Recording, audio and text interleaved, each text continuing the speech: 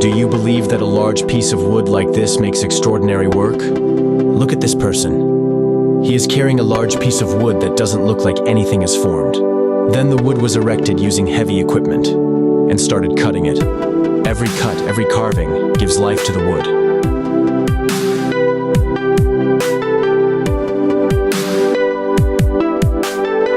This job requires utmost patience and immense skill. Details of the bird's head, wings and legs begin to appear. It's not just sculpture. It's art, it's precision. The bird's wings begin to open. The details become more apparent. Slowly but surely, this giant bird began to come to life. From the wings, the head and eyes are clearly visible. The wooden bird is finished, standing majestically from nature.